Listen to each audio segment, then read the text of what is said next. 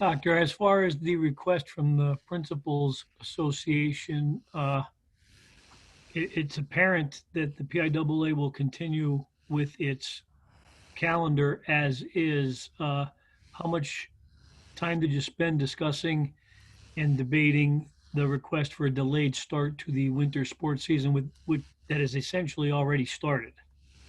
Well, I think, Joby, the answer to that is the board, believe, took it very seriously and wanted to give those schools the greatest amount of flexibility they could. And I think they did it in reverse, meaning we wiped away the regular season deadline that now you can play all the way up to the championship contest in basketball, which I believe is like the 27th of March. The second part of that, the board moved the district deadlines for some of those sports, and that also gives districts more flexibility in possibly setting up any postseason they may have. And thirdly, by reducing the postseason to champions only, it also allows districts the flexibility on how they want to organize their tournament and if they want to shorten it or truncate it to fit their needs. So instead of maybe a 10-week season, now schools have almost a 16-week season that gives them more flexibility than they even asked for. I thought it was a stroke of genius. Bob, it's Mike Gross. Hi, Mike. Hey, they approved, if two schools can't agree on a mask policy, they can call the contest a no contest. Yes. That happened today. Yes. So presumably, maybe I missed this, but that means that if they agree to opt out of a mask requirement, they can do that. Is that correct? Yes, each school has the ability to determine the mask wearing for their student athletes under the order. There's a section, there's an exception there under Section 3 that if it causes a challenge of breathing and vigorous exercise, or there's a health restriction, the student doesn't have to wear it. So it drills right down to the individual student, and I think that was part of the logic of the board. They didn't want to put people in a conflict position if there are differing decisions made at the local level. But some leagues have said they're going to have a mask policy that would be. Yeah, I don't know how a league can supersede the local decision making. Okay. I think that's, I'll be very candid with you. I think that's a little overreach. But if all those schools would agree to that, I guess that may be something they can consider.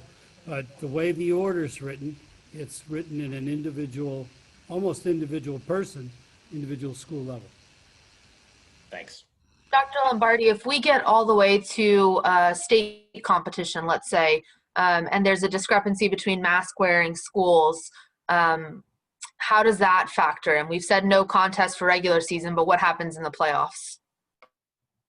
State interdistrict level, what we did, Allie, same in the fall, was the conditions of competition will be set up front, and if a team refuses to play, it will be a forfeiture. So would it fall in favor of the mask-wearing school or the non-mask wearing school then? As I said, we would set the stipulation of competition conditions up front. So that's not determined yet, though, whether or not it would be masks or not masks. It's going to be determined by us. Also, we've gotten a lot of questions, particularly from wrestling schools. Like Mike Gross mentioned, there are leagues that are requiring wrestlers to wear them during competition. Have any of the officials groups weighed in on whether or not like a wrestling match would be like paused if a mask falls off, or how that would be handled? Is that anything that you have discussed? Yes, we have, and our officials are in the process of being notified, if they weren't already notified today, through our statewide rules interpreter, Jack Young, that we're going to use the mask as supplemental equipment and handle it the same way in the rule book as supplemental equipment is handled. If it would fall off during activity where there's possible points being scored, the match would not be stopped until that action takes place. If it's in a situation where there's no immediate action being taken place, the match could be stopped, the mask could be put on.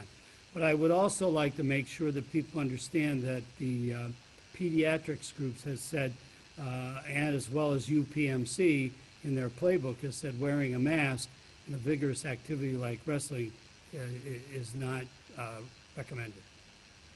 We heard the lobbying firm as well as Bob O'Donnell talk at length about their worries.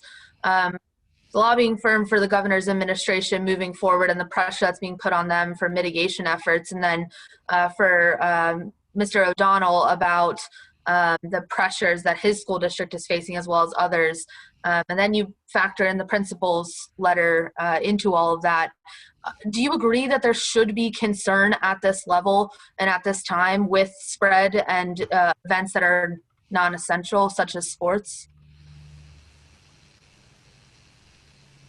I think you categorize sports as being non-essential.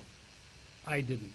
I think extracurriculars are part of the educational day and carry a very high value for the young people.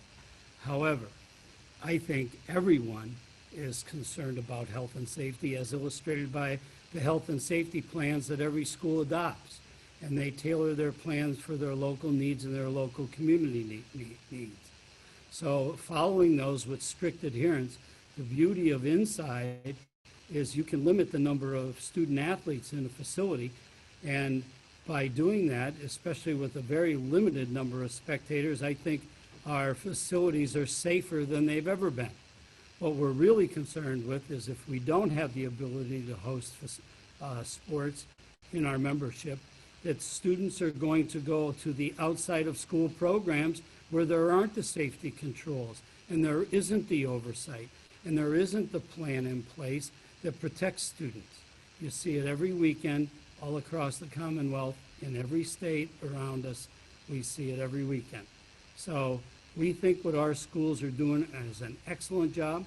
They've proven it in the fall, and the lesson to be learned is a slow, step-by-step, measured approach, keeping your eye on the sky, on what's going on around you, and making decisions on a day-by-day basis to keep everyone safe.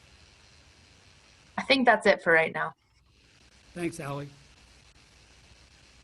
Bob, Mike White. Hey, Mike. Hey, what is it? I got to ask, obviously, a lot of people thought maybe you would delay the start of winter sports. Was it discussed among the board today? Was it ever brought to a vote even? Apparently not. And what are the reasons that the board decided not to delay it? The board, it's tough to speak for the board. I don't know the thinking of 32 individuals, but I think collectively I can say this, Mike. They felt that by starting early and learning the lessons for the fall and wiping away the end of the regular season and giving them all the way to the championship with a 16-week season provides every school the most flexibility that they could have to, in their own best interest, determine as much competition as they want or as little. And this way, it gives them the opportunity to decide on their own what their community wants in their best interest and not a one-size-fits-all. I thought that was very wise, and I thought it provided the greatest amount of flexibility for the membership.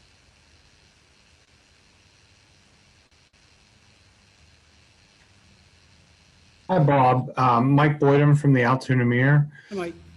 Hey, I wanted to ask a couple questions here. First of all, is there a minimum number of games that, like, say, a basketball team has to play to qualify for the state tournament? Yes, it was. You heard a motion by Dr. Barber that he wanted to rescind the 50% rule. It's 50% of the maximum number of competitions or to participate in 33% of those. We wipe those away. Okay, so now a team Not could. going to be a minimum. Okay. And just do you have any advice for districts that have they're setting up their district playoffs where maybe there's a team that's played only like 5 games where someone else has played like 16 games, and how you would set the bracket up? Is there PIAA advice on how you would handle that? Well, I don't think we have advice for that right at this time. To be a smart aleck, maybe we can involve the Big Ten and see if they can come up with a better answer than the one they have. But I think, Mike, that would be one to be determined, because making that decision before the season even starts, I think would be a flaw. I think you have to have that decision and that process made later, after you see how many games are being participated in and seeing what the smallest common denominator is, meaning what's the common number that everyone has played minimally. So I think it's a little premature on that one. And just the last question, if a district does decide to opt out of a tournament like District 11 did in football, would there be a possibility to have an extra team in a 12-team tournament, or haven't you got that far yet? We haven't gotten that far at this time. However, past history has said our tournaments are voluntary. If anyone does not want to participate in them, they don't have to. But if a district would opt out, we would just continue on with 11 or 10 or 8 or whatever. Thank you very much. Yep, thanks, Mike. Dr. Hey, Mike, Lombardi, go ahead, Mike. Hey, Bob, Chris Harlan. On the topic of shutdowns and workouts afterwards, different items there on the agenda. What was actually adopted, and what do schools have to do now after a shutdown longer than 7 days?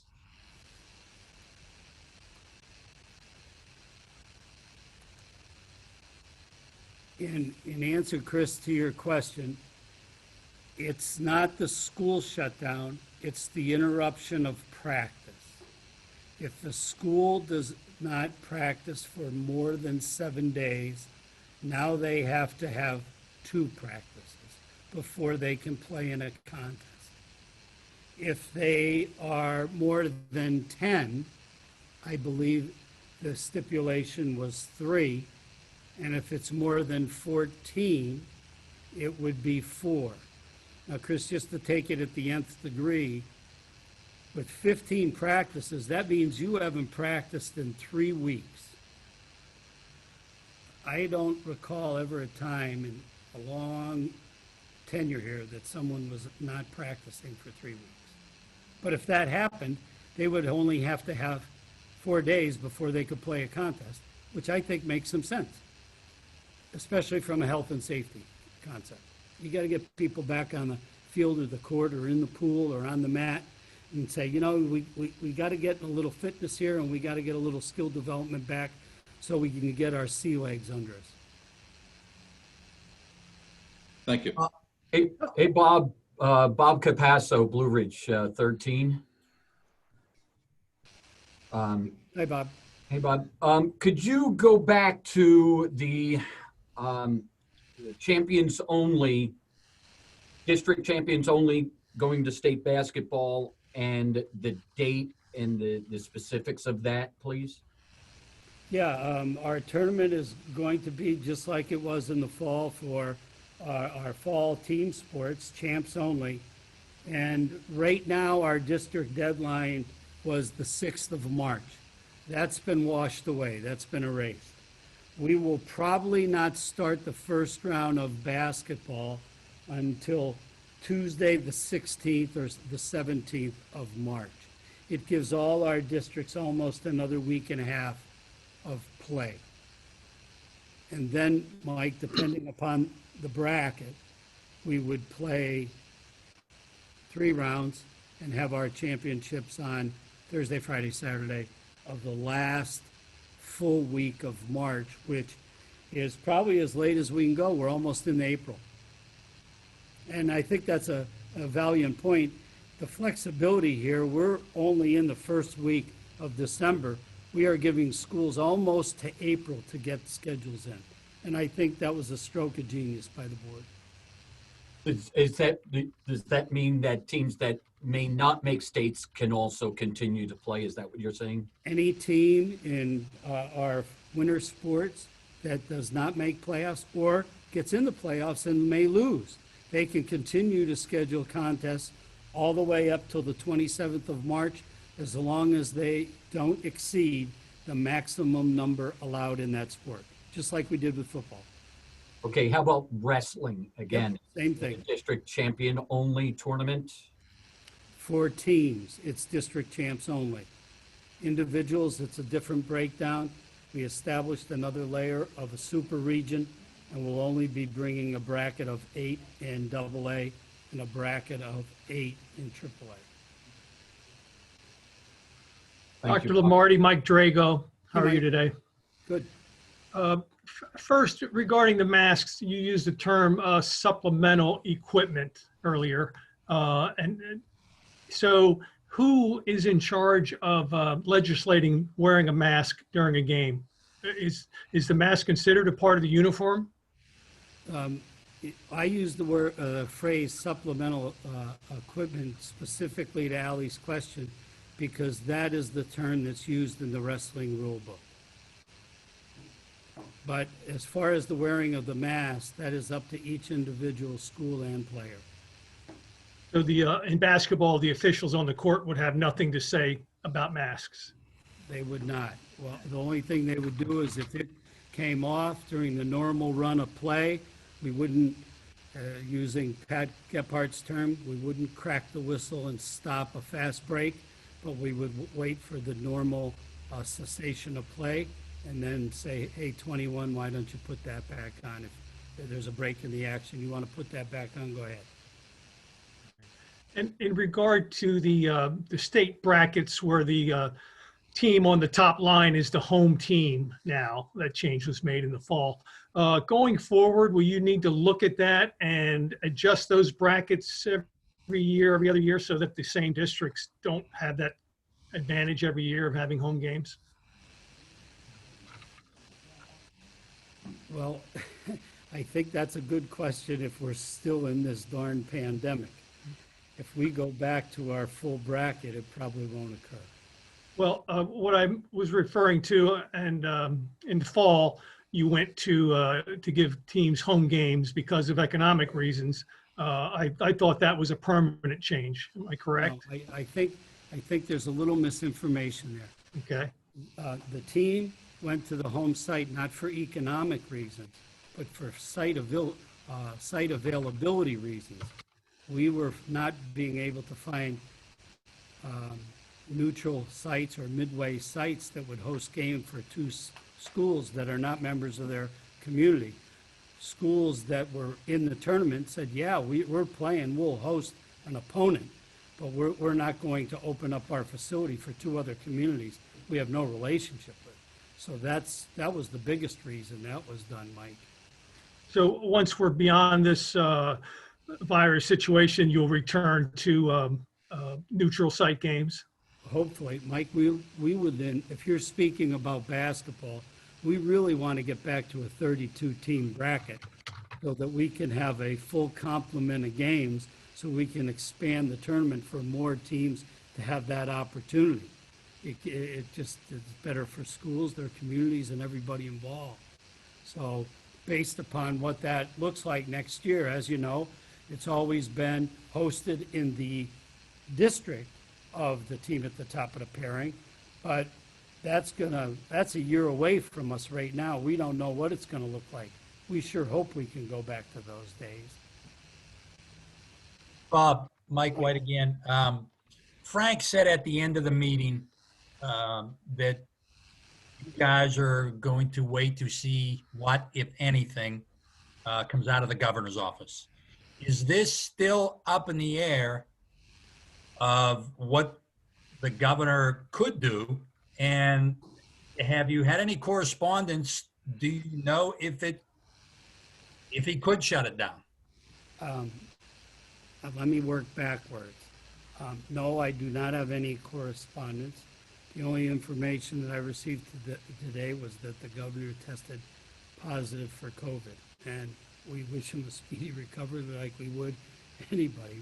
We feel for them. But we have no intel that something is going to be shut down, any different than what you saw last night on social media, that there was going to be this announcement that was dispelled as a rumor. So we're watching social media much the same as you are, and I think what we did today gives people flexibility to handle that. One of the concerns of moving we have not seen any data to say why January 1st would be better than December 11th, or why January 15th is better than February 1st. Because what we heard from the CDC and everybody is after the new year, you're getting into the middle of flu season. With our schools in Pennsylvania, we also get the middle of snow season, ice, school shutdowns, travel restrictions, those type of things. And the board tried to give schools as much flexibility as they could to combat any and all of those reasons to postpone a game. But it still could be all shut down by the governor. Well, that's been that way since April, or it's been that way since August. I hope not. Dr. Lombardi, a lot of people on social media also are comparing indoor sports for winter to volleyball in the fall. Back in August, you all said you were going to keep data on potential outbreaks, how many schools had to opt out of certain things on a week-by-week basis. Are you aware of, and can you share numbers for volleyball programs throughout the fall on how they handled COVID-19, if there were significant spread in teams, things like that? I think it might help people have a comparison point. Allie, I am not aware of any team in any sport in our state that has transmitted COVID-19 from one team to another, or athlete to athlete that way. And we are not aware of any school in our football or championships that had such an issue. So outside of that, the only statistic that I was given was out of the number of football games that were scheduled, 94% of them were played, and there were over 3,300. I forget what the number was. I don't have it in front of me. That was from one of the writers. But I don't have numbers in front of me for volleyball. I can't tell you that we're not aware of anyone, the staff sitting here, and they're shaking their head. They're not aware of any school-to-school transmission. Do you know about, like, inside of a team that would have shut down a volleyball program? Well, as you probably know, in football alone, we had some schools opt out of our own tournament. We had Central Catholic, we had Upper Dublin, we had Tennant, we had Harrisburg, and we had Wyoming Valley West, all that didn't play contests and playoffs because of an outbreak on their team. In volleyball, I believe we had one school in our 4 classifications that opted out of our postseason. So that's 1 out of, we had 48, 1 out of 48 in our time. Yeah, 1 out of 48 in our 4 classes. The other question that we're getting, I believe I saw this, and please clarify if I'm wrong, PIAA will be requiring officials to wear masks at all contests? No. No. Well, ours is the same as the athletes. Our guidelines are posted on our website for all officials. Okay, so are you claiming that Section 3 exception for? We're not, it would have to be the individual official. I mean, if we have somebody that has activity-induced asthma, that's a medical condition and they can opt out. So it's, an official is, as you well know, is an independent contractor. That decision's up to them. If a site is telling them they must wear it on their court, an official may say, well, I can't wear it and I'm not going to come there. So there is a choice. Would that go against the governor's and the health secretary's renewed mask mandate then that requires everyone to wear a mask indoors at all times? No, we're following it. So then you would be requiring officials to wear masks. No, we're not. You're double talking, Ally. They have the same choice under Section 3 as the individual student. Oh, Just I guess I don't see that as double talk. I don't see that as double talk. Go look at the order and go look at the question and answer period that's on there. It says that if it could cause a health condition, or if the person has a health condition, they don't have to wear the mask, especially in vigorous activity. But then wouldn't you still be required to require it with the same exceptions? We adopted the order. Okay. We're adopting the order. We're not defying the order. We're saying they have the choice under Section 3. Okay. So you have adopted the order. Okay. Thank you.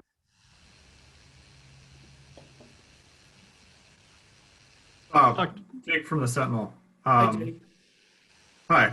The Principals Association obviously asked you guys for a delay. Cases are spiking. Hospitals are at or near capacity around the state. And we've seen a bunch of schools and leagues either delay or shut down, including some in your own backyard here. Yet the PIAA is continuing with Friday's start date. At this point, is the only thing that would shut down the season an order or mandate from the state capitol? No, a school choice. We've had leagues in certain areas already delay. That's their choice. We're good with that. We're just trying to give them the maximum flexibility. Please understand in your commentary there, the representative to the Principals Association voted for that change on our board. So he was supportive of it, and I think you also heard him speak to it. He was very complimentary. So we had the support of our representative on our board of the action that we took today.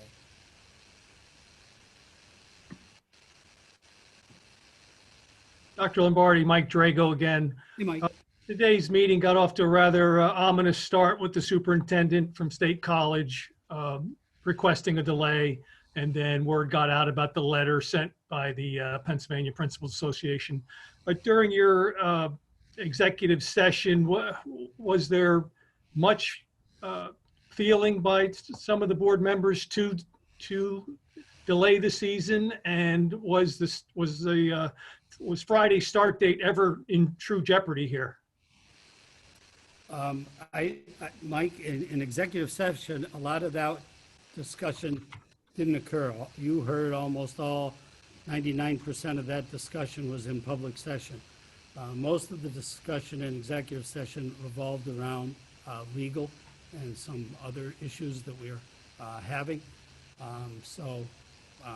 You heard all of it, and I don't know what more to tell you. That I think Dr. Barber said it passionately because he made the comment that this is what happened in his area, that they needed that flexibility to get some type of season in. And that was, I think, rang true with the people on the board extending the season to, I'm looking here at staff, I think we're almost at 16 weeks now. I don't know of this, we've ever had a season that long. So despite all of the noise surrounding this, Friday's start date was never in jeopardy? Well, I can't answer that for the board. I think the board took it seriously and under consideration, but the action was not to change it, to allow people the flexibility if they wanted to start, to do so. And if they don't want to start, to not. Thank you. In the fall, if schools opted out of the fall season, there was going to be an option for a spring season. Is that still on the table for those schools that opted out of fall sports? And would there be the same thing for winter sports? The strategic plan committee and the minutes that we reviewed today's meeting discussed the alternate start for those schools that opted out. I believe there are 10 schools in the Del Val League that are having a fall sports season of approximately 10 weeks. They also include Reading and Norristown, and they are the only, and I think Abington Heights is trying to get involved with that, but geographically, they're so far away from those schools, it's difficult. So in answer to your question, yes, and right now, we don't have any information of anyone that is not going to try some type of season, even if it's after January. I believe Milton Hershey opted out, but I think that might be it. I am aware of them, but I don't know how you offer a season to one school.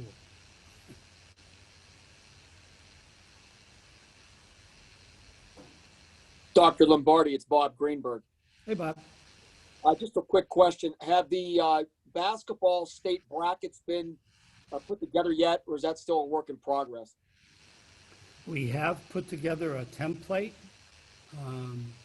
I don't have it here in front of me, but what we tried to do is put together a 12 district bracket where those teams or districts that have the least number of schools would play in either the quarterfinal round, and then some of our districts, some of our larger districts might not even come in to the semifinal round.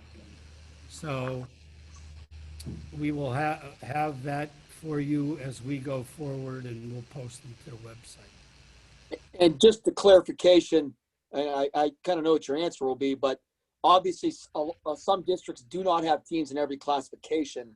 So in the bigger classes, is it fair to assume there'll just be 8 or 7 or 9 or 10 teams in those brackets? That's correct, Bob. You're okay. 100% correct.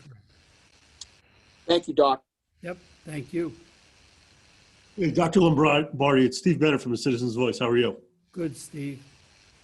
In regards to the principal's letter, when did the board receive it, and how much time did you guys have the opportunity to review it? We received it late this morning. Oh, gee, okay. All right. So that didn't give you much time to review it. Well, we had the opportunity to review it, but it's disappointing when things come in late like that. Okay, thank you.